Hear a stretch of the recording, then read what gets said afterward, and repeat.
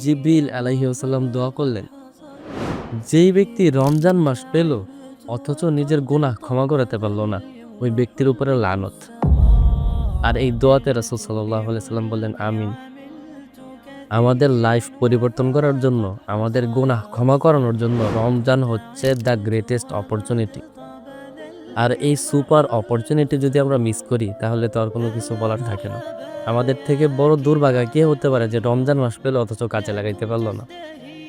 রমজান মাস ভাই ইবাদতের মাস, রমজান মাস আমলের মাস, রমজান মাস আল্লাহ তাআলার সাথে সম্পর্ক করার মাস, রমজান মাস রাসূলুল্লাহ সাল্লাল্লাহু আলাইহি ওয়াসাল্লামের প্রতি দুরূদ পাঠানোর মাস। অথচ রমজান মাসে আমরা ইফতার, সেহরি এইগুলাতে মেনু বানাতে ব্যস্ত।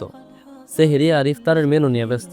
কোন ইফতারে কি কি খাবো, সেহরিতে কি কি খাবো। রমজান মাসে দেখা গেছে মানুষের স্বাস্থ্য আরো বেড়ে যায়, আরো খাবারের পরিমাণ অনেক বেড়ে যায়। আমরা খাবার নিয়ে ব্যস্ত, রমজানে কি খাবো না খাবো এগুলা নিয়ে, ইফতার কি দিয়ে করবো না করবো এগুলা নিয়ে।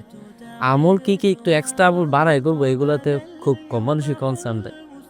অথচ এরকম হাজারো মানুষ আছে যারা নিজের কর্মকাণ্ড মানে নিজের ব্যস্ত লাইফ থেকে এক্সট্রা সময় বের করে রমজানের জন্য, কোরআন তেলাওয়াতের জন্য। আর আমরা আমাদের পার্সোনাল লাইফ নিয়ে ব্যস্ত থাকি। আল্লাহ যেন আমাদেরকে রমজানকে কাজে লাগানোর তৌফিক দান করেন।